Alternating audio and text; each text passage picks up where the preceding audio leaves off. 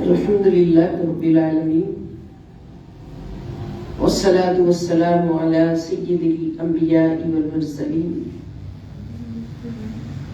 وعلى آله وأصحابه أجمعين. أعوذ بالله من الشيطان الرجيم. بسم الله الرحمن الرحيم. الہدایہ قرآن کلاس تمام شرکائے کرام، السلام علیکم ورحمۃ اللہ وبرکاتہ۔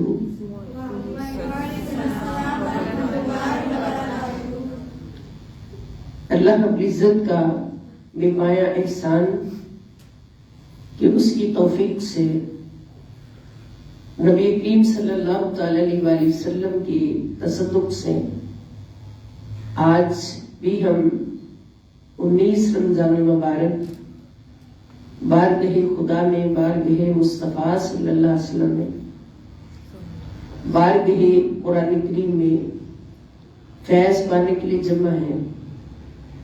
اللہ کریم سے دعا ہے کہ رمضان المبارک کی ان بابرکت رحمتوں، برکتوں، بخششوں، عطاؤں اور مغفرت سے بھری ہوئی گھڑیوں میں ہماری حاضری قبول فرمائیں۔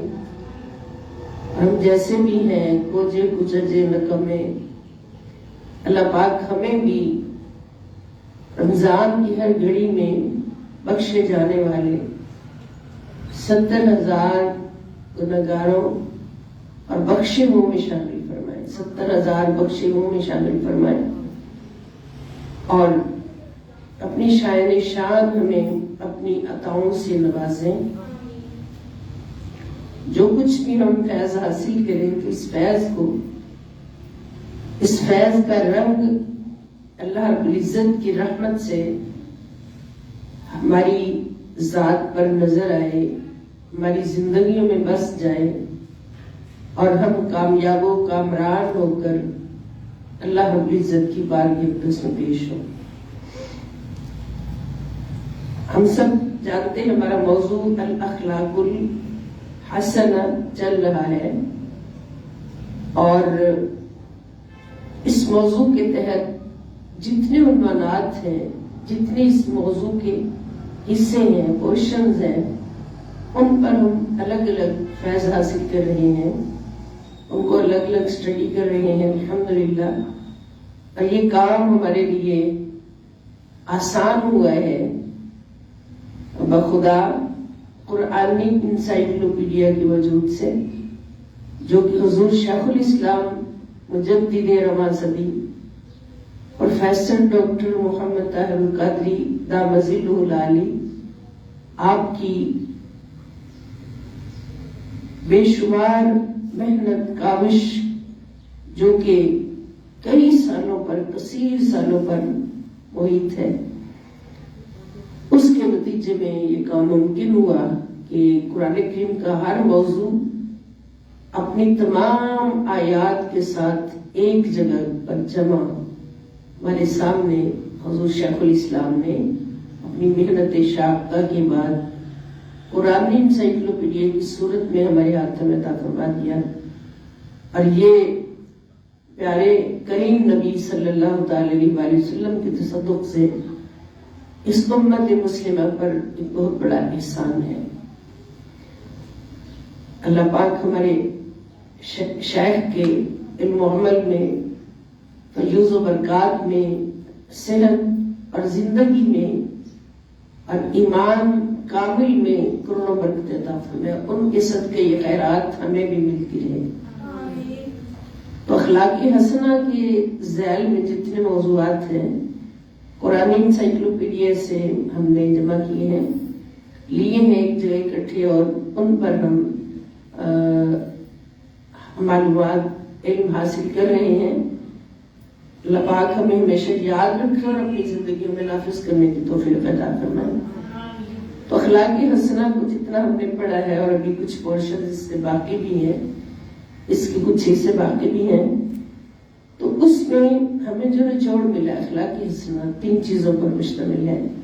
نمبر 1 یہ کہ بندے کا اللہ رب العزت کی ذات پر کامل یقین ہو، ایمان ہو، اور اللہ تعالیٰ کی رضا پر قائم رہتے ہوئے وہ اللہ رب العزت کے ساتھ اپنا رشتہ مضبوط رکھے.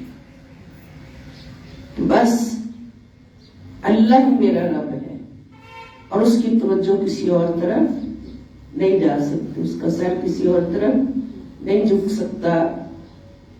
اور اس خوبی کو، اخلاق حسنہ رکھنے والی اس ایک خوبی کو قرآن کہتا ہے کہ ان الذین قالوا ربنا اللہ ثم استقاموا تتنزل علیہم الملائکہ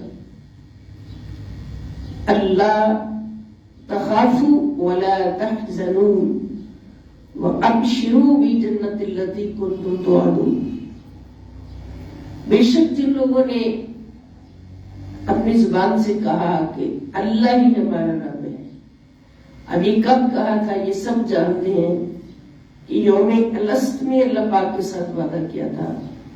اللہ نے فرمایا تھا الست بربکم قالوا بلا، بلا کہہ کر ہر انسان نے، انسان کی روح نے اللہ کے ساتھ وعدہ کیا تھا کہ تو ہی میرا رب ہے. تو اللہ پاک فرماتے ہیں جنہوں نے کہا کہ اللہ ہمارا رب ہے پھر اس پر ہمیشہ استقامت پذیر رہے، اس پر قائم رہے. زندگی میں ایک لمحہ بھی ان کا ذہن، ان کا دل، ان کی سوچ، ان کا عقل و شعور، ان کی حکمت کسی اور طرف نہیں جھکا اور نہ ہی انہوں نے اللہ کے غیر کے ساتھ کبھی کوئی سودا کیا، نہ ان کے ہاتھ میں ہاتھ دیا.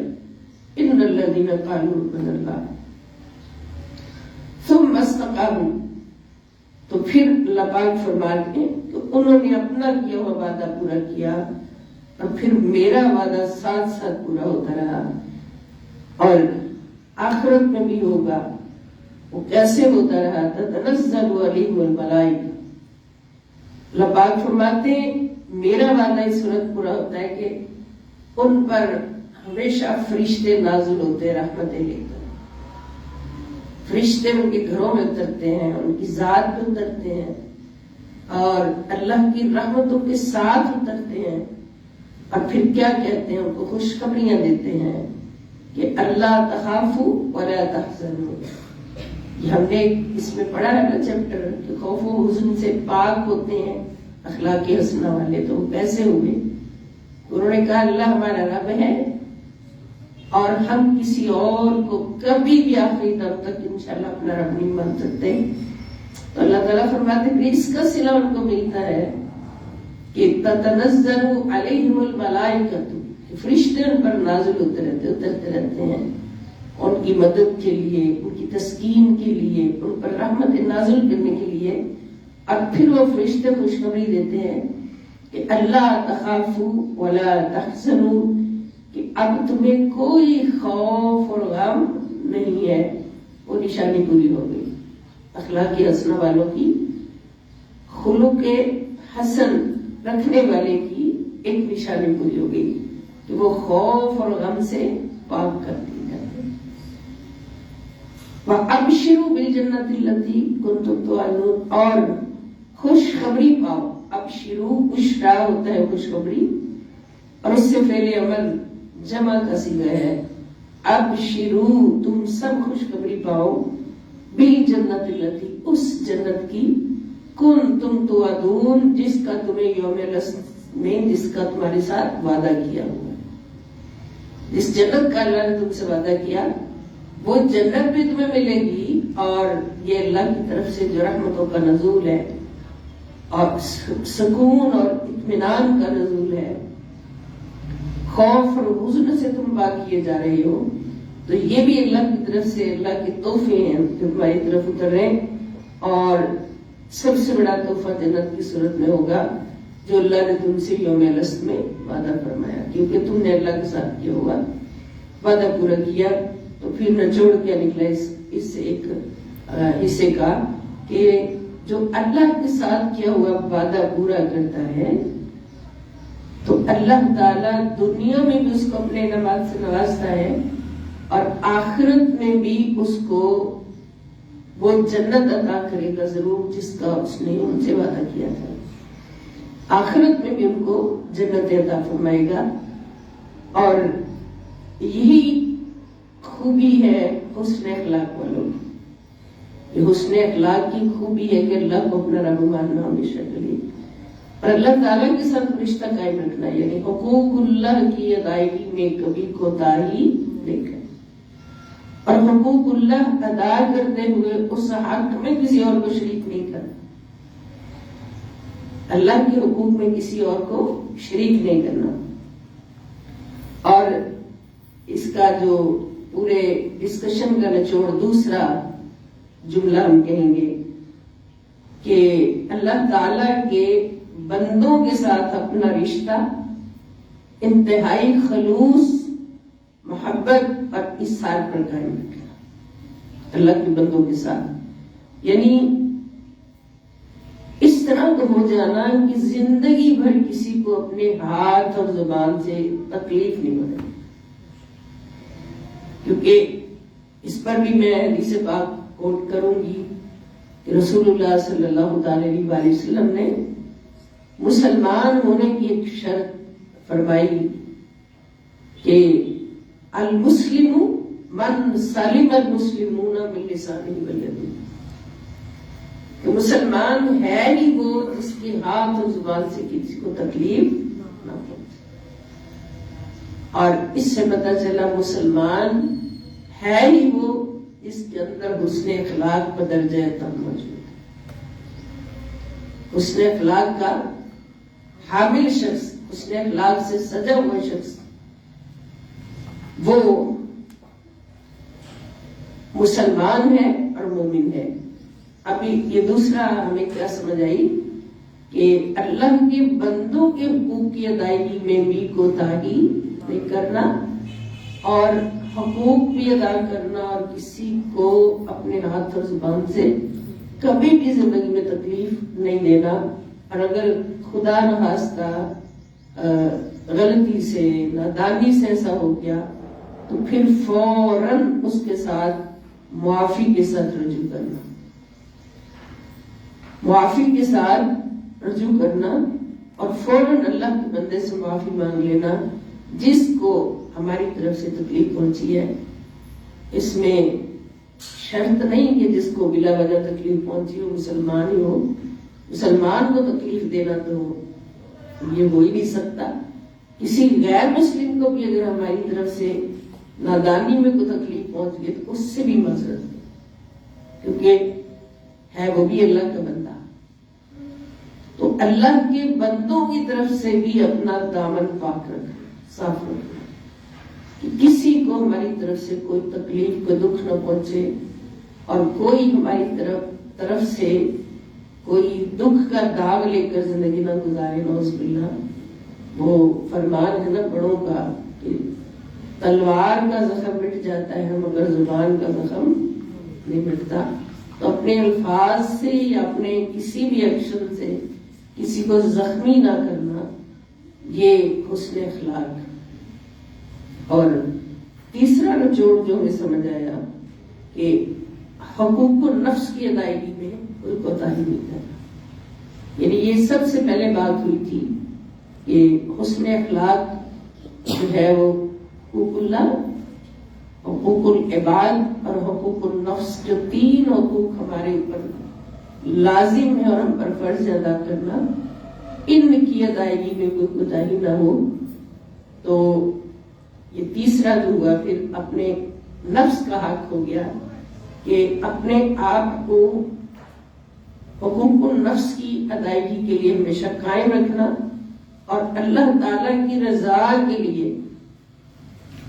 اللہ کی رضا کے حصول کے لیے ابتغاء وجہ اللہ اپنے نفس کو گناہوں سے پاک رکھنا، یہ ہے نفس کے حقوق، کہ اللہ کی رضا کے حصول کے لیے اپنے نفس کو گناہوں سے پاک رکھنا، اور حقوق النفس پر ہمیشہ، حقوق النفس کی ادائیگی پر ہمیشہ قائم رہتے ہوئے تقوی کی اعلیٰ منزلوں تک پہنچ جانا۔ جو حقوق النفس ادا کرتے ہوئے اپنے نفس کو پاک رکھے گا، اپنی ذات کو پاک رکھے گا گناہ سے، پھر اس کا راستہ اپنی ذات کو گناہوں سے بچانا ہے نا، مشقت کرنا، ایک بڑی مشقت ہے۔ زندگی کا ہر لمحہ، ہر قدم، زندگی کا راستہ جو ہے یہ اپنے نفس کو گناہوں سے بچاتے ہوئے طے کرنا، اور پھر اس کو جو منزل ملے گی وہ کون سی ہوگی؟ وہ تقویٰ کی منزل ہوگی، وہ متقی بن جائے گا اور وہ متقین میں شامل ہو جائے گا، اور پھر اللہ کی طرف سے جو خوشخبری ملے گی، جو انعام ملے گا، وہ کیا ہوگا؟ اللہ پاک فرمائیں گے جتنے متقی ہیں اکٹھے ہو کر میری بارگاہ میں آ جائیں، ان کو اکٹھا کر کے لے آؤ فرشتوں، کیونکہ ان اللہ یحب المتقین، بے شک ان کا اللہ جو ہے، ان کا رب جو ہے وہ ان سے محبت کرتا ہے، جو میرے محبوب ہیں ان کو میری طرف لے آؤ۔ سبحان اللہ، کتنی شان ہوگی جن کو اللہ فرمائے گا یہ میرے محبوب ہیں، ان کو میری طرف لے آؤ اکٹھا کر کے، پھر ان کو اللہ کے رب العزت کے جلوے بھی ملیں گے۔ اللہ کے جلوے کو ناپاک کو تو نہیں مل سکتے، اس کو ملیں گے الحمدللہ جو پاک ہوگا۔ اور پاک کون ہوتا ہے؟ جو متقی ہوتا ہے، جس نے اپنے حقوق کو، ہر برائی سے، اپنے نفس کو، اپنی ذات کو ہر برائی سے، گناہ سے بچا کر اللہ کی رضا کی خاطر پاک کر لیا، پاک راستے پر چلتا رہا، اور اس راستے پر جو کوئی آلائشیں آئیں جو خوبصورت تو بہت تھیں، ان کو لینے کو بھی دل کر رہا تھا خدا نخواستہ، لیکن ان کو پاؤں کی ٹھوکر سے اڑاتا گیا، ان کی طرف نظر بھی نہیں ڈالی، پاک صاف ستھرا صراط مستقیم پر سفر کرتے کرتے میں اللہ کی بارگاہ میں پہنچ گیا۔ اللہ نے فرمایا شاباش، اب تو میرے محبوبوں کی سیٹ پر بیٹھے گا۔ یہ سیٹیں لگی ہوئی ہیں، ایک دائیں والوں کی ہیں، بائیں والوں کی ہیں، اصحاب الیمین ہے، اصحاب الیسار ہے، اور ایک وہ ہے السابقون ہے، سب سے آگے بیٹھنے والے۔ تو پھر جیسے جیسے ان تینوں حقوق میں، اللہ کے حقوق، بندوں کے حقوق، نفس کے حقوق، ان میں جتنی کامیابی حاصل کی ہوگی اسی سیٹ پر اس کو بٹھا دیا جائے گا۔ اور خوش نصیب جنہوں نے تینوں حقوق میں اعلیٰ امتیازی پوزیشن حاصل کی ہوئی، وہ پھر اللہ رب العزت کے محبوبوں کی کیٹیگری میں اس سیٹ پر بٹھایا جائے گا۔ تو یہ اخلاقی حسنہ کا جو نچوڑ بند بنتا ہے وہ یہ ہے۔ تو اس کے بعد ہم آتے ہیں ان موضوعات کی طرف جن کو جمع کر کے اخلاقی حسنہ بنتے ہیں۔ اخلاقی حسنہ میں سے ایک خلق یہ ہے، ہم یہ کہیں گے کہ اخلاقی حسنہ میں سے خلق حسن یہ ہے کہ فراخ دلی اور سخاوت۔ یہ 18 نمبر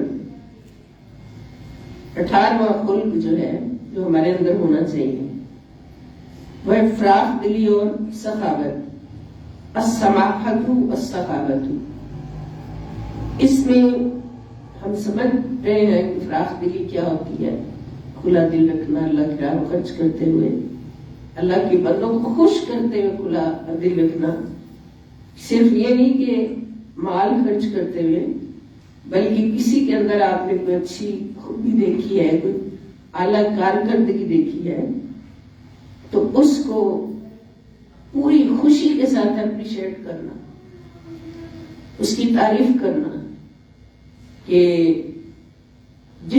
جو اس کا حق ہے ان کی تعریف کرنا، اس کو اپریشیٹ کرنا، یہ بھی فراخ دلی ہے۔ اور جو کسی کی اعلیٰ کامیابی دیکھ کر یا اعلیٰ شان دیکھ کر اس کی تعریف نہیں کرتے، بلکہ اس پر حسد کرنا شروع ہو جاتے ہیں کہ یہ جو اس سے ملا مجھے مل جائے، اور خدا نخواستہ نظر لگ جائے یہ بھی، یا اس کا بھی ختم ہو جائے، تو یہ بڑی بد قسمتی اور بد بختی ہے کہ کسی کی خوشی کو دیکھ کر غمزدہ ہو جانا اور کسی کی دکھ کو دیکھ کر خوش ہو جانا انتہائی بد بختی ہے۔ تو فراخ دلی یہ ہے کہ ہر کسی کو تسلیم کیا جائے اور اس کو اپریشیٹ کیا جائے، اور سخاوت جو ہے یہ بھی اللہ کی رضا کے لیے، اللہ تعالیٰ کی رضا کے لیے وہاں بھی خرچ کرنا کہ جو آپ کو بھی محبت دے سکے، اور وہاں بھی خرچ کرنا جہاں سے کسی بھی صلے کی ضرورت نہ ہو، طلب نہ ہو، یعنی کسی بھی صلے کی طلب نہ رکھتے ہوئے اللہ کی راہ میں فراخ دلی سے خرچ کرنا، یہ سخاوت ہے۔ صرف اللہ کی رضا طلب، صرف اللہ کی رضا کی ہے، اس بندے سے کسی صلے کی طلب نہیں۔ تو اس ذیل میں ہم دیکھتے ہیں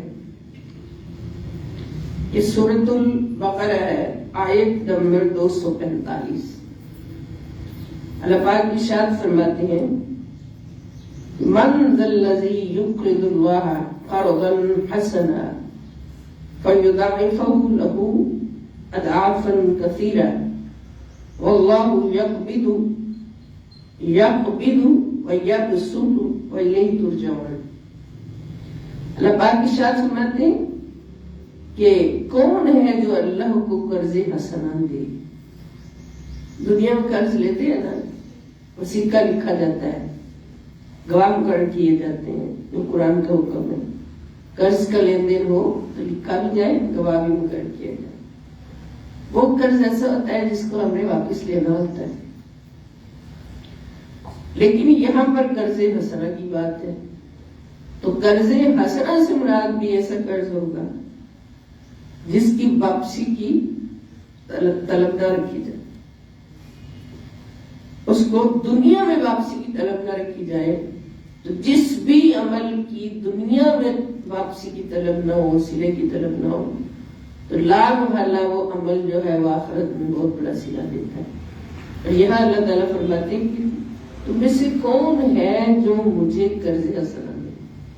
اب پھر قرض حسنہ سے مراد کیا ہوا کہ صرف اللہ تعالیٰ کی رضا کے لیے کسی کی مدد اس طرح کی جائے کہ اس سے اللہ تعالیٰ راضی ہو جائے، اور نہ وہ واپس لینے کی طلب ہے اور نہ اس کا کوئی دنیا سے صلہ لینے کی طلب ہے۔ یعنی اللہ کے بندوں پر، ضرورت مندوں پر، حاجت مندوں پر، ساری دنیا ایک جیسی تو نہیں ہے،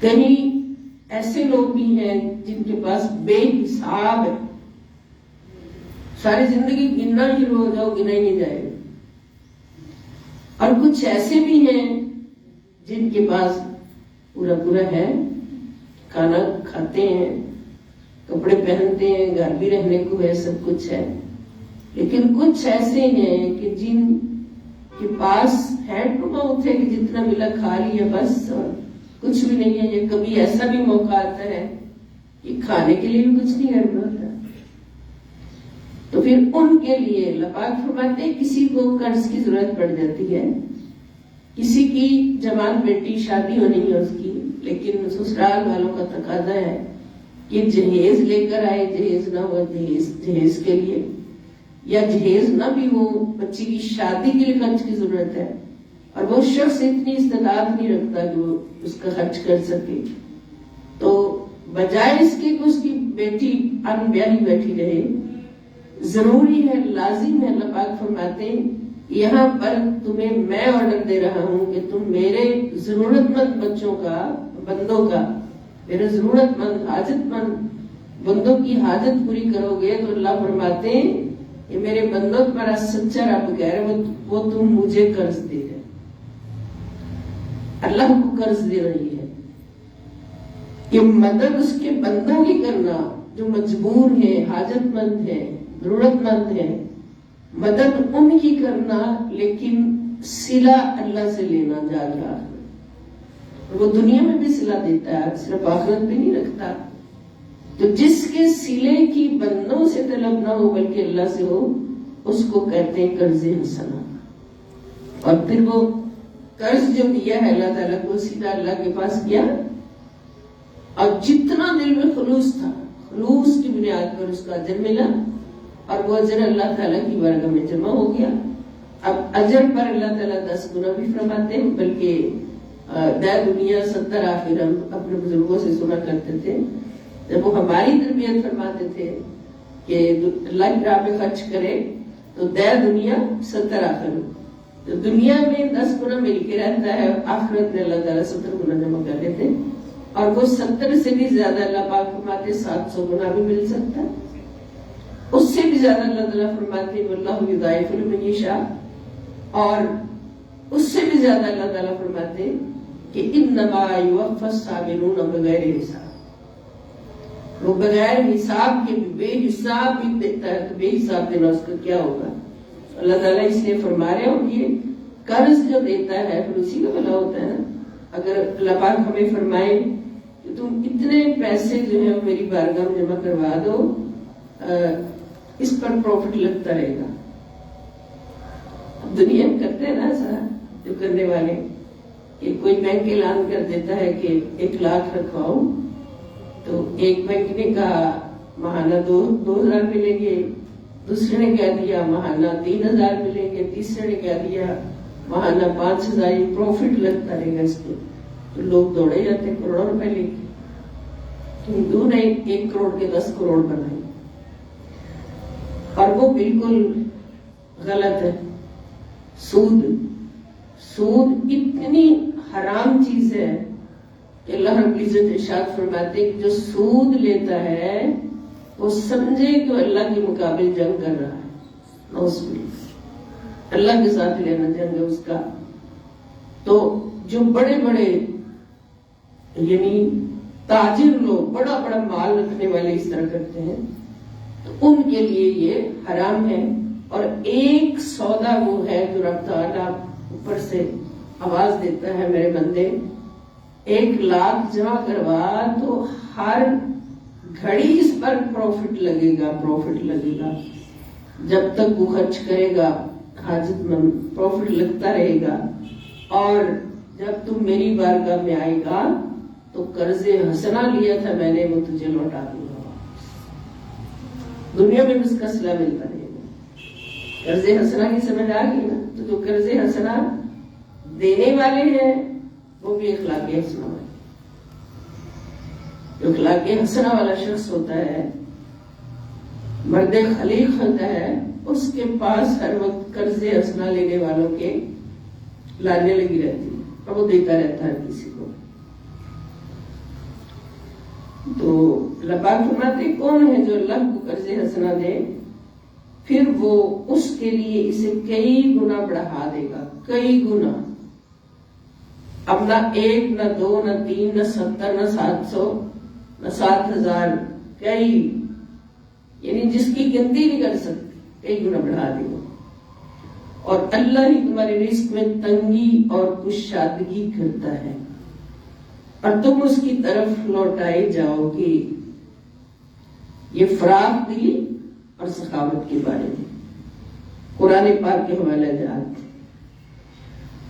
اس کے بعد سورۃ آل عمران ہے، آیت نمبر 134. اللہ پاک فرماتے ہیں، یہ آیت ہم پہلے بھی پڑھ چکے ہیں کیٹیگری میں، الذین ينفقون فی السراء والضراء والکاظمین الغیظ والعافین عن الناس واللہ یحب المحسنین. سبحان اللہ. یہ 3 کام کرنے والے. پیچھے ہم نے پڑھا تھا نا معاف کرنے والے، اس چیپٹر میں اس کی آیت پڑھی تھی. یہاں پر ہیں اللہ کی راہ میں تنگی اور خوشحالی میں خرچ کرنے والے. یعنی یہ وہ لوگ ہیں حسن اخلاق والے لوگ. یہ وہ لوگ ہیں جو فراخی اور تنگی دونوں حالتوں میں خرچ کرتے ہیں. یعنی فراخی تھی، خرچ کرتے تھے، تھوڑی سی تنگی آ گئی تو ہاتھ روک لیا. ہاتھ نہیں روکنا، جتنا ہے اس میں سے خرچ کریں. تھوڑا خرچ کر، جتنا ہے اس حساب سے تھوڑے میں سے تھوڑا خرچ کر لیں. اور غصہ ضبط کرنے والے ہیں، نمبر 2. اور نمبر 3 والعافین عن الناس، اور لوگوں سے ان کی غلطیوں پر درگزر کرنے والے ہیں. یہ 3 خوبیاں جن کے اندر ہیں. اللہ تعالیٰ فرماتے ہیں اور اللہ احسان کرنے والوں سے محبت فرماتا ہے. تو پھر محسنین ہم نے یہ کیٹیگری پڑھی، ان اللہ یحب المحسنین. ان اللہ یحب المتقین، ان اللہ یحب الصابرین۔ اب ان کیٹیگری میں شامل ہونے کے لیے بھی تو ایک مشقت ہے نا بہت بڑی، کہ گناہ کو چھوڑ نیکی کرنا مشکل ہے، گناہ کو چھوڑنا گناہ کرنا آسان ہے، گناہ کرنا آسان ہے، نیکی کرنا مشکل ہے۔ گناہ کو چھوڑنا مشکل ہے اور نیکی کرنا مشکل ہے، یہ دونوں کام کرنے پڑیں گے۔ جب یہ دونوں کام کریں گے تو پھر متقین بن جائیں گے، پھر اللہ فرمائیں گے یہ میرے محبوب ہے۔ اور اگر یہ تین کام کریں گے، اللہ کی راہ میں تنگی اور خوشحالی ہر صورت خرچ کرنا، اور غصے کو پی جانا، اور لوگ اگر کچھ کہیں اس پر درگزر کرنا، جس کے اندر یہ تین خوبیاں ہوں گی وہ محسنین میں شامل ہو جائے گا۔ پھر اللہ فرمائیں گے محسنین بھی مجھے محبوب ہیں، سارے محسنین سے محبت کرتا، اور اللہ کی راہ میں زندگی گزارتے ہوئے حقوق اللہ ادا کرتے ہوئے، حقوق العباد ادا کرتے، حقوق النفس ادا کرتے ہوئے اگر مشکلات آ جاتی ہیں، تکلیفیں، مسائل، پریشانیاں، بیماریاں آ جاتی ہیں، اس پر صبر کا دامن تھامے رکھنا، اللہ فرماتے ہیں یہ بھی میرے محبوب ہے۔ اس کا مطلب اللہ کی محبوب بننے کے لیے ایک مشقت سے گزرنا پڑتا ہے، اور وہ مشقت ساری کی ساری اپنے بھلے کے لیے ہوتی ہے، کسی اور کے لیے نہیں ہوتی۔ دنیا میں بھی کسی اعلیٰ محبوب کو حاصل کرنا ہو تو ایک مشقت سے گزرنا پڑتا ہے۔ تو اللہ رب العزت تو پھر اللہ اکبر مالک کائنات، تو یہ سخاوت اور فراخ دلی، اس کا معنی سمجھ گئے ہیں، یہ بھی حسن اخلاق میں سے خوبیاں ہیں۔ اس کے بعد 19 نمبر حسن اخلاق کی خوبی جو ہے وہ ہے المحبت والمودت والرقت۔ محبت، مودت اور رحم دلی، یہ تین چیزیں ہیں جو مرد خلیق کے اندر ہونا لازمی ہے۔ محبت بھی، مودت جو ہوتی ہے محبت سے کہیں بڑھ کے اوپر ہوتی ہے۔ محبت تو کبھی کم زیادہ بھی ہو سکتی ہے، لیکن مودت ہے کہ ایک دوسرے کی جان بن جانا۔ جیسے پانی کی جان مچھلی ہے، مچھلی کی جان پانی ہے، مچھلی زندہ ہوتی پانی کے ساتھ جڑ کر، پانی کے اندر رہ کے، جو ہی پانی سے اس کو باہر نکالے 2-3 منٹ کے اندر پھڑک کھڑک کے جان دے دیتی، اسی کو اس کو ذبح کرنا کہتے ہیں۔ مچھلی کو باقی جانوروں کی طرح تو ذبح نہیں کیا جاتا، تو پانی کی باہر آتی ہے ذبح ہو جاتی ہے، حلال ہو جاتی ہے۔ تو اس کو مودت کہتے ہیں۔ اللہ پاک کیا چاہتے ہیں کہ آپس میں میرے بندوں کی، خاص طور پہ مومن و مسلمانوں کی اتنی محبت ہونی چاہیے کہ ایک دوسرے کی زندگی بن جائے، اور پھر رحم دلی۔ اللہ تعالیٰ فرماتے ہیں، سورہ آل عمران ہے، آیت نمبر 103 ہے، اور تم سب مل کر اللہ کی رسی کو مضبوطی سے تھام لو اور تفرقہ مت ڈالو، اور اپنے اوپر اللہ کی اس نعمت کو یاد کرو جو تم ایک دوسرے کے دشمن تھے، تو اس نے تمہارے دلوں میں الفت پیدا کر دی اور تم اس کی نعمت کے باعث آپس میں بھائی بھائی ہو گئے۔ بات کیا سمجھ آئی کہ انسان ہی جو تھا یہ آپس میں دشمن تھا ایک دوسرے کا، لیکن اللہ تعالیٰ کی بہت بڑی رحمت اتری جس نے ان انسانوں کو جوڑ کے بھائی بھائی بنا، تو تم آپس میں کیا ہو، بھائی بھائی ہو۔ اور وہ رحمت بلا شک و شبہ وما ارسلناک الا رحمت للعالمین، تو رحمت للعالمین صلی اللہ علیہ وسلم کی ذات والا صفات ہے۔ تو اس سے یہ بھی پتہ چلا کہ اگر اللہ کی خاطر محبت اور الفت پیدا ہوتی ہے دلوں میں اللہ کی رضا کے لیے، میں ایک دوسرے سے محبت کرتے ہیں، بندہ نیک بہت ہے، یہ ہمیں محبوب ہو گیا ہے. یہ مثال ہے رسول اللہ صلی اللہ علیہ وسلم کی آل سے ہے، حضور کی ساتھ نسبت رکھنے والا، اس سے ہم اس لیے محبت کرتے ہیں. تو یہ کیا ہوگا، یہ اللہ کی عطا سے ہوتا ہے، ایسا اللہ کی طاقت وغیرہ نہیں ہوتا. جہاں اللہ تعالیٰ عطا فرمائے وہیں اللہ والوں سے اور مصطفیٰ والوں سے محبت پیدا ہوتی ہے. تو اللہ تعالیٰ فرماتے ہیں یہ میری رحمت ہے کہ میں نے تمہیں ایسی رحمت سے نوازا جس نے تمہیں آپس میں بھائی بھائی بنا دیا. اور دشمن کتنے ہوتے تھے یہ بار بار عرض ہو چکا ہے کہ اگر ایک قبیلے کا شخص دوسرے سے قتل ہو گیا، پھر وہ جب موقع پایا اس نے اس قبیلے کا قتل کیا، پھر انہوں نے بدلے کی ٹھان لی، جب موقع ملا اس کا قتل کیا، پھر انہوں نے دل میں رکھ لیا کہ اب ہم نے بدلہ لینا.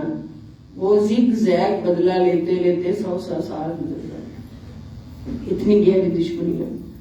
لیکن اللہ رب العزت نے ان دشمنیوں کو، ان قدورتوں کو، ان حسدوں کو سرے سے ختم کر دیا. اب دیکھیں نا، بندہ سوچ سکتا ہے کہ دو شخص جن کے دلوں میں اتنی شدید دشمنی ایک دوسرے کے لیے، اور ایک اللہ کی رحمت سامنے آئے، دونوں کی طرف دیکھے اور دونوں ایک دوسرے کو گلے مل کے خوب رہے، ان کا دل صاف ہو جائے. اللہ کی رحمت ہے. رسول اللہ صلی اللہ علیہ وسلم تشریف لائے تو جو ایک دوسرے کے جانی دشمن ہوتے تھے، آقا علیہ السلام کی نگاہ کرم پڑی، حضور کی صحبت ملی. اب حضور نے کوئی ڈنڈا پکڑ کے تو ان کو نہیں جوڑا نا، سر میں ڈنڈا پڑے گا مر جاؤ گے، ورنہ ایک دوسرے کو جب ڈال گلے لگا، ایسا نہیں ہوا. حضور نے صرف ایک نظر ڈالی اور وہ نظر تھی اللہ کی رحمت، اور وہ بھائی بھائی ہو گئے. وہ باپ جو بیٹی کو پیدا ہوتے ہی زندہ دفن کر دیتا تھا. ایک صحابی حضور کے پاس آئے، نبی اسلام قبول کر لیا تو نبی کریم صلی اللہ تعالی علیہ وآلہ وسلم کی رحمت للعالمین کی صحبت پاک سے ان کا عالم یہ تھا، وہ جب چلتے تھے زمین پر تو پاؤں اٹھا اٹھا کے دھیان سے چلتے تھے کہ میرے پاؤں کے نیچے کوئی چیونٹی بھی نہ آ کے مارے تھے. اتنا نرم دل ان کا ریشم کی طرح ہو گیا. ایک دن حضور علیہ السلام نے پوچھا، حضور کو تو خبر تھی کہ ایسا کیوں کرتے ہیں، تو بتانے کے لیے امت کو کہ جو حضور کی بارگاہ میں آتا ہے وہ کیا سے کیا ہو جاتا ہے، کیا سے کیا ہو جاتا ہے. ذرہ ہو تو گوہر ہو جاتا ہے، قطرہ ہو تو دریا ہو جاتا ہے، ایک نقطہ و روشنی کا تو سورج بن جاتا ہے. آقا نے پوچھا ایسا کیوں کرتے ہو، تو عرض کی حضور جب میں ابھی آپ سے نہیں ملا تھا، زمانے جاہلیت میں تھا، تو میں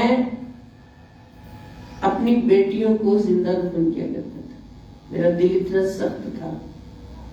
اب جو میں چلتا ہوں نا اس طرح سے سنبھل کے، حضور یہ آپ کی رحمت کے صدقے، آپ کی صحبت کے صدقے میرا دل اتنا نرم ہو گیا ہے کہ میرے پاؤں کے نیچے اگر کوئی چیونٹی بھی آ جاتی ہے تو میری آنکھوں سے آنسو جاری ہوتی،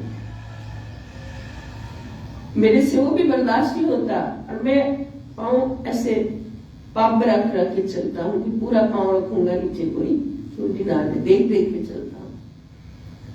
تو یہ سارا آپ کی رحمت کے صدقے ہوا. حضور اس سے پہلے میں کیا تھا میں وہ بھی بتانا چاہتا ہوں. زمانے جاہلیت میں آقا جی میں نے اپنی 70 بیٹیاں زندہ دفن کیا، باریک باریک کئی شادیاں کرتے تھے، بچے پیدا کرتے تھے.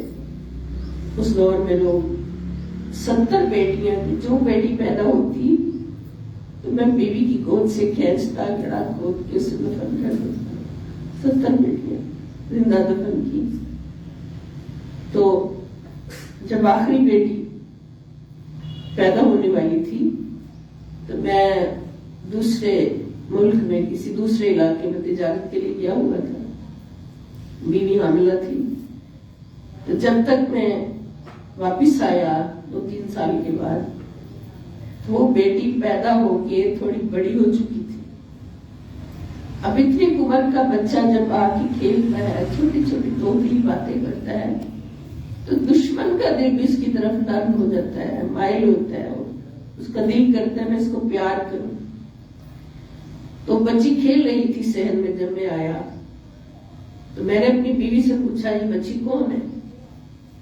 तो उसने डर के मारे मुझे नहीं बताया। अगर मैंने क्या किया तुम्हारी बेटी है तो ये उठा के तो जिंदा दफन कर देगा, मार दे इसको। उसने कहा ये हम साहिब की बेटी है, खेलने के लिए मेरे पास आ जाती। मैं अकेली थी तो इतनी प्यारी बातें करती थी, खेलती दौड़ती, इतनी प्यारी लगती थी कि मेरा दिल भी उसकी तरफ, बच्ची की तरफ मोहब्बत से माइल हो गया। मैं उससे प्यार करता जैसे अपनी बच्ची से प्यार करता।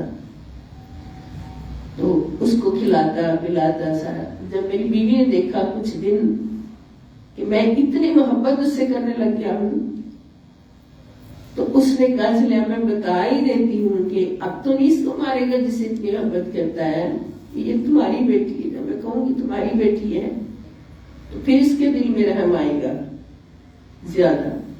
अब उसने जो ही मुझे बताया हुजूर कि ये तुम्हारी बेटी है, हमारी बेटी है, तो आका जी मेरे चेहरे पे इतना गुस्सा आया, गुस्से से मेरा चेहरा लाल पीला हो गया।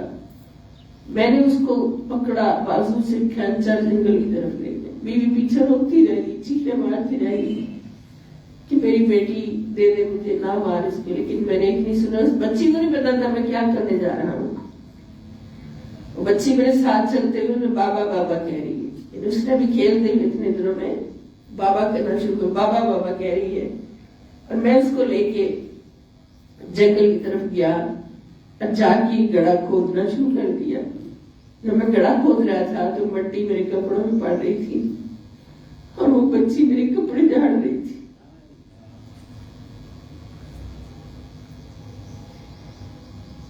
बेटियां भी इतनी प्यारी होती हैं।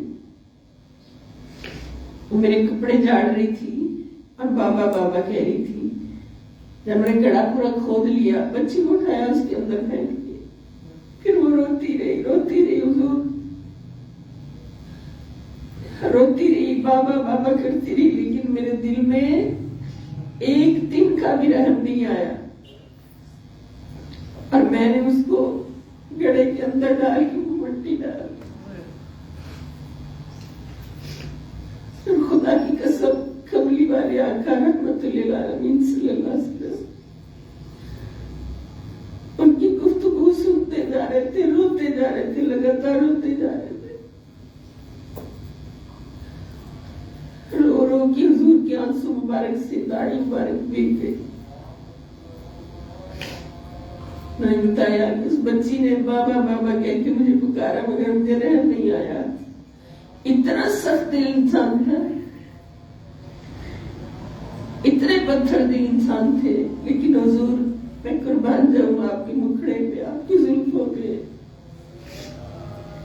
मैं कुर्बान जाऊं आपकी सोहबत पे, आपके कदमों पे। जब मैं आपकी बारगाह में आया तो आपको देखते ही मेरा दिल रेशम की तरह नर्म हो गया। आपके पास आते ही मेरा दिल इतना नर्म हो गया। फिर आपने मुझे कलमा पढ़ाया, मेरा दिल रेशम का टुकड़ा बन गया। फिर ये अल्लाह की रहमत है, कमली वाले की बारगाह अल्लाह ताला की सबसे बड़ी रहमत है। तो हुजूर अब मेरा ये हाल है, मेरा ये आलम है आपके दीदार के सदके, आपकी सोबत में आने के सदके।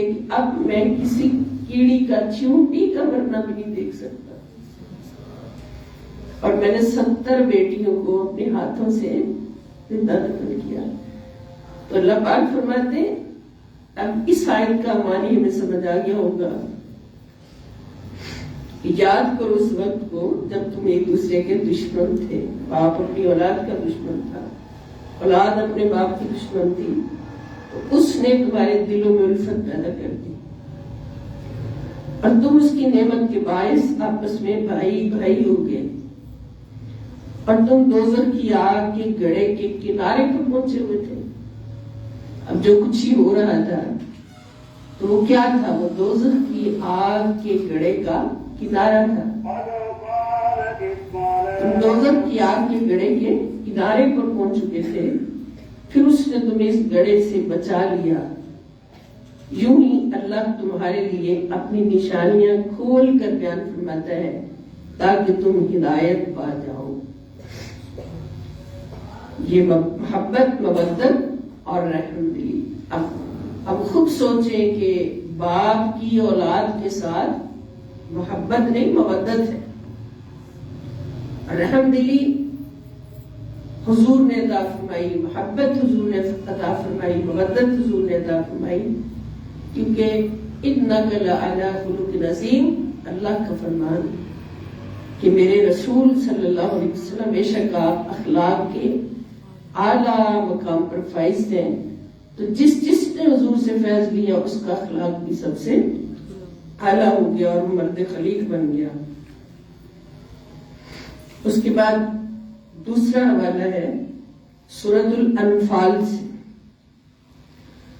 اللہ پاک فرماتے ہیں وَأَلَّفَ بَيْنَ قُلُوبِهِمْ وَلَوْ أَنفَقْتَ مَا فِي الْأَرْضِ جَمِيعًا مَا أَلَّفْتَ بَيْنَ قُلُوبِهِمْ وَلَكِنَّ اللَّهَ أَلَّفَ بَيْنَهُمْ إِنَّهُ عَزِيزٌ حَكِيمٌ. کہ جو محبتیں آپس میں پیدا ہوئی مسلمانوں کے درمیان یا انسانوں کے درمیان، یہ اللہ کی رحمت سے اللہ تعالیٰ فرماتے ہیں، اور اسی نے ان مسلمانوں کے دلوں میں باہمی الفت پیدا کر دی. اگر آپ وہ سب کچھ جو زمین میں ہے خرچ کر ڈالتے تو ان تمام مادی وسائل سے بھی آپ ان کے دلوں میں یہ الفت پیدا نہ کر سکتے. یعنی ایک دوسرے کی محبت دلوں میں پیدا کرنے کے لیے چاہے پوری دنیا خرچ کر دیں کبھی بھی نہیں ہو سکتا جب تک اللہ تعالیٰ کی رحمت نہ ہو. لیکن اللہ نے ان کے درمیان ایک روحانی رشتے سے محبت پیدا فرما دی. بے شک وہ بڑے غلبے والا حکمت والا ہے. اس کے بعد سورۃ الاسراء ہے، اس کی آیت نمبر 24. اللہ پاک ارشاد فرماتے ہیں اور ان دونوں کے لیے نرم دلی سے عجز و انکساری کے لیے بازو جھکائے رکھو.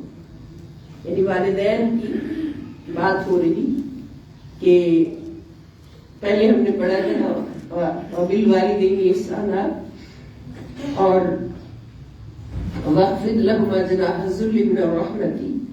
وہی اس میں بھی رحم دلی کے چیپٹر میں بھی ہم پڑھ رہے ہیں کہ ان دونوں کے لیے یعنی والدین کے لیے نرم دلی سے اور عجز و انکساری کے ساتھ بازو جھکائے رکھو اور اللہ کے حضور عرض کرتے رہو اے میرے رب ان دونوں پر رحم فرما جیسا کہ انہوں نے بچپن میں مجھے رحمت و شفقت سے پالا تھا. اس پر ڈیٹیل گفتگو کل ہو چکی تھی. یہ ایک ایسی دعا ہے جو والدین کے وصال کے بعد مانگنا ان کی وفا ہے، ان کے ساتھ وفا کرنا ہے. اور محبت اور مودت کے پہلے میں ہی ایک آیت اگلی سورہ روم ہے، آیت نمبر 21. اور یہ بھی اس کی نشانیوں میں سے ہے کہ اس نے تمہارے لیے تمہارے ہی جن سے جوڑے پیدا کیے تاکہ تم ان کی طرف سکون پاؤ، اور اس نے تمہارے درمیان محبت اور رحمت پیدا کر دی. بے شک اس نظام تخلیق میں ان لوگوں کے لیے نشانیاں ہیں جو غور و فکر کرتے ہیں. اس نظام تخلیق میں اب انسان کا نظام تخلیق کیا ہے؟ اس کی بنیاد محبت ہے. ایک جوڑا آپس میں ملتا ہے، مرد ہے عورت ہے، ان کی شادی ہوتی ہے، جو ہی نکاح پڑھتے ہیں وہ ایک دوسرے کے عاشق ہو جاتے ہیں، ایک محبت خاص پیدا ہو جاتی ہے. اور وہ خاص محبت جو پیدا ہوتی ہے نہ بھی وہ ملے ہیں نہ بھی بات کی ہے، لیکن محبت خاص پیدا ہو گئی ہے، وہ کس کا صدقہ ہے؟ اللہ کی رحمت، اللہ تعالیٰ کی رحمت کا صدقہ. اللہ تعالیٰ فرما رہے ہیں کہ ان دونوں کے درمیان جو محبت ہم نے پیدا کی روحانی رشتے بنا کر، تو یہ بھی اللہ کی رحمت ہے۔ اور محبت اتنی اہمیت رکھتی انسانی زندگی میں کہ انسان کی تخلیق ہی محبت کی بنیاد پر کہ والدین محبت سے ملتے ہیں، پھر جو اولاد اللہ پاک عطا فرماتے ہیں تو اس اولاد کے لیے بھی اللہ تعالیٰ ایک محبت کی دولت عطا فرماتے ہیں۔ اس پر بھی ڈیٹیل گفتگو ہو چکی ہے کہ والدین پر، ماں پر اولاد کو سنبھالنا فرض نہیں ہے، اور بعض خواتین اس جملے سے، یہ اس حدیث پاک سے غلط فائدہ اٹھاتے ہوئے اپنے شوہروں کو تنگ کرنا شروع کر دیتی ہیں کہ جب حضور نے فرما دیا، اور حضور علیہ السلام کی حدیث پاک کو حضور شیخ الاسلام پروفیسر ڈاکٹر محمد طاہر القادری دامت ظلہ العالی نے اس کی ذات فرما دی کہ عورت جو ہے وہ شوہر کے گھر میں رہ کر سارے کام کرنا اس کا فرض نہیں ہے، اس کے اولاد کو سنبھالنا، پالنا اور کھلانا پلانا، حتیٰ کہ دودھ پلانا بھی فرض نہیں ہے۔ دودھ بھی چاہے تو کسی اور سے پلا سکتا ہے اس کو، بچے کو۔ تو اس سے غلط فائدہ اٹھاتی ہیں اور اس محبت کو نہیں دیکھتی جو اللہ رب العزت کی رحمت سے اللہ پاک نے ان کو عطا فرمائی ہے۔ یہ بعض کچھ ایسی ہوتی ہیں تو اللہ پاک نے یہاں پر اتنی محبت ماں کے دل میں ڈال دی کہ وہ اپنا بچہ کسی اور کے حوالے کر ہی نہیں سکتی، خود اپنے بچے کو پال دیے۔ تو پھر انسانیت کی تو ابتدا ہی محبت کے ساتھ ہے۔ محبت سرمایہ ہے انسانیت کا، جب اس سے دور ہٹتے ہیں پھر بے سکونیاں، بے چینیاں سب کچھ نصیب ہو جاتا ہے۔ یعنی اس نظام تخلیق میں سوچنے والوں کے لیے، غور و فکر کرنے والوں کے لیے نشانی ہے، اور نشانی یہی ہے کہ انسان کی تخلیق ہی محبت کی بنیاد ہے۔ تو پھر محبت کتنی ضروری ہے اللہ کے بندوں کے ساتھ آپس میں، اولاد کی والدین سے، والدین کی اولاد سے، آپس میں رشتہ داروں کی، بہن بھائیوں کی، اور سارے انسانوں کی آپس میں محبت۔ اب جتنے یہ فسادات ہیں، بے سکونیاں ہیں، قتل و غارت ہیں، ایک دوسرے کا حق چھیننا ہے، ظلم کرنا ہے، تشدد ہے، یہ سارا اس لیے کہ محبت کا دامن چھوڑا۔ اگر ایک صرف محبت کی دلوں میں آ جائے تو پھر یہ سارا کچھ ختم ہو جائے۔ اسی طرح سورہ ممتحنہ آیت نمبر 8 ہے، اللہ پاک فرماتے ہیں کہ عسى الله أن يجعل بينكم وبين الذين عاديتم منهم مودة والله قدير والله غفور رحيم۔ یہ عجب نہیں کہ اللہ تمہارے اور ان میں سے بعض لوگوں کے درمیان جن سے تمہاری دشمنی ہے کسی وقت بعد میں دوستی پیدا کر دے۔ یعنی یہ آیت ایک خوشخبری ہے کہ اللہ کی عزت کے لیے یہ مشکل نہیں ہے، عجب نہیں ہے کہ اللہ تعالیٰ تمہارے اور ان کے درمیان دوستی پیدا کر دے جن کے درمیان تمہارے محبت نہیں ہے۔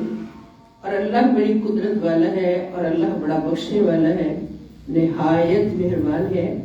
گویا محبت، مودت اور رحم دلی یہ اللہ رب العزت کی سنت بھی ہے اور اللہ کی چاہت بھی ہے۔ جو ان خصلتوں کو اپنے اندر بسائے گا، خدا کی قسم اللہ کی سنت ادا کرے گا۔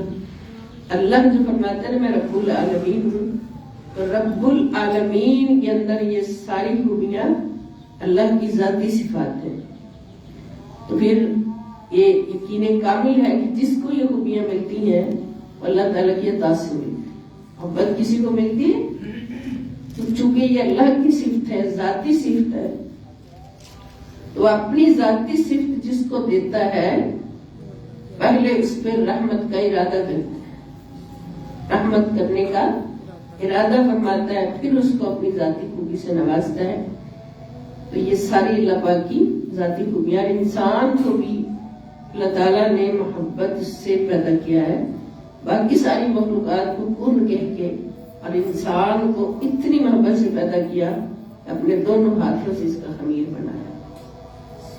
خلقتہ بیدیہ، کیونکہ انسان سے ہی اللہ کو محبت کی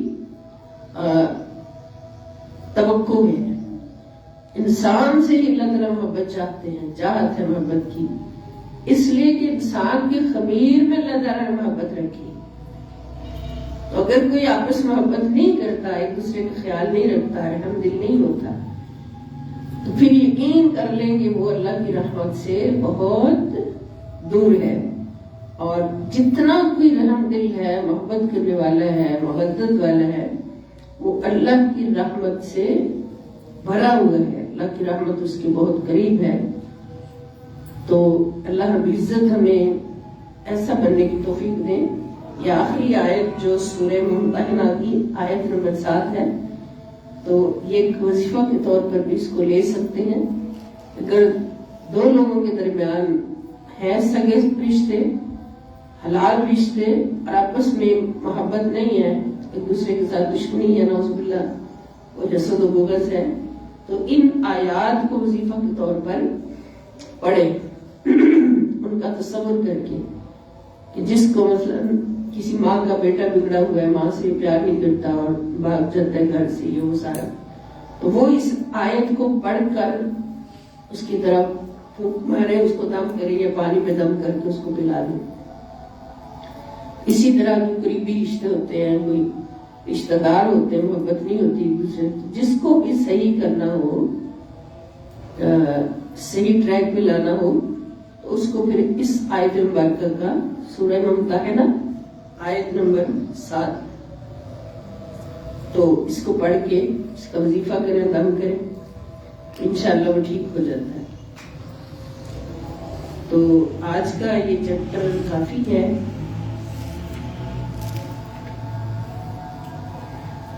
اللہ پاک ہمیں یاد رکھنے کی توفیق عطا فرمائے۔ چونکہ یہ دونوں ایک جیسے تھے تو پورے کر لیے ہم نے، کل انشاءاللہ اگلا پڑھیں گے۔ ہماری یہ کلاس جو ہے یہ بڑی اہم کلاس ہوتی ہے کہ جتنے ہیں ہم، جتنے پانی میں یا جتنی ہماری یعنی ایک کیا کہیں گے اس کو، مقام ہے، کیٹیگری ہے، جتنی ہماری تھوڑی بہت اللہ کی بارگاہ میں، تو اس کے حساب سے یہ تھوڑا سا تحفہ ہوتا ہے اپنے مسلمان ماؤں بہنوں بیٹیوں کے لیے، بھائیوں کے لیے، بیٹوں کے لیے۔ تو پھر میں بار بار عرض کرتی ہوں کہ جو بھی سنے اس کو شیئر ضرور کر دیا کریں، کیونکہ یہاں سب کا آنا مشکل ہوتا ہے رمضان میں، تو اس طرح سے ہر گھر میں یہ میسج پہنچ جاتا ہے، اور سننے والے جب سنتے ہیں تو خوش ہو کے سنتے ہیں، الحمدللہ۔ اس کو شیئر ضرور فرما دیا کریں۔ اور پھر ہماری کلاس ہے یہ ہم نے 25 رمضان تک اناؤنس کیا تھا، تو 25 رمضان کو ماشاءاللہ آخری جمعۃ المبارک آ رہا ہے، جمعۃ الوداع۔ تو پھر جمعۃ الوداع کی ماشاءاللہ اپنی ایک اہمیت ہوتی ہے اور ایک اعلیٰ مصروفیت ہوتی ہے، اس لیے ہم 24 رمضان روز جمعۃ المبارک انشاءاللہ الکریم ہم اپنا اس کلاس کا آخری دن رکھیں گے انشاءاللہ۔ اس میں دعا بھی کریں گے، نعت خوانی بھی ہوگی، اور یہ ہم اپنا یہ پورا کرنا ہے یہ چیپٹر حسن اخلاق کا، تو یہ انشاءاللہ 23 رمضان تک ہو جائے گا۔ پھر 24 کو بھی اگر رہ گئے کچھ وہ پورا کریں گے، اور ساتھ پھر محفل پاک اور دعا کریں گے، اور تبرک کا بھی اہتمام ہوگا انشاءاللہ۔ تو جو آنا چاہیں یہاں کی ذکر تشریف لے آئیں، اللہ تعالیٰ سب کی خیر فرمائے، اور شیئر ضرور کیا کریں، تو اللہ تعالیٰ کرم کریں۔